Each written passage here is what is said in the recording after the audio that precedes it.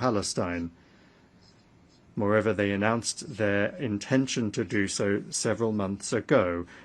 The question then arises, why did they wait so long? It seems that they had hoped that soon, by the time the General Assembly session was convened, there would be nothing and no one left to recognize. The situation requires urgent action to prevent such a scenario, which was strongly advocated by the participants at the high-level international conference on Palestine. The strikes on Iranian facilities under IAEA safeguards deserve condemnation, as do the strikes on the capital of Qatar at a time when negotiations with Hamas were being held there with the participation of American mediators, among others. Yesterday, in the Security Council, the West rejected a rational proposal by China and Russia to extend the 2015 agreement on Iran's nuclear program in order to allow time for diplomacy. This has finally exposed the West's policy of sabotaging the pursuit of constructive solutions in the UN Security Council and its desire to extract unilateral concessions from Tehran through blackmail and pressure.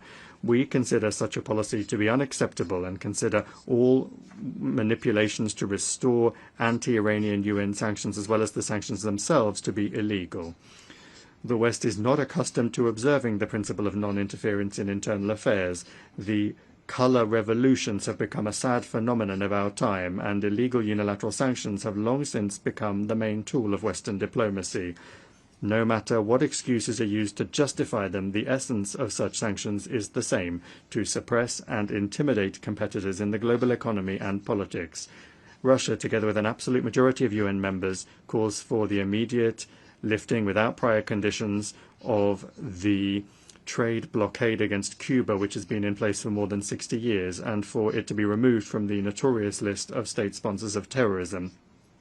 We express our solidarity with the people of Venezuela in the face of external sanctions pressure and threats. We advocate for Latin America and the Caribbean to remain a zone of peace and cooperation.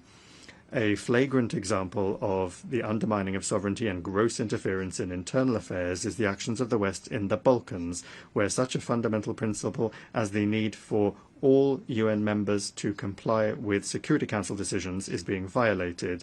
The unilateral recognition of Kosovo's independence, contrary to Resolution 1244, was essentially an attack on Serbia's state structure.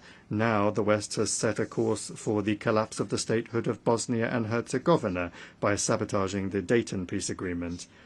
In both Kosovo and Bosnia, an attack has been launched on the vital interests of the Serbian people, including the ancestral rights of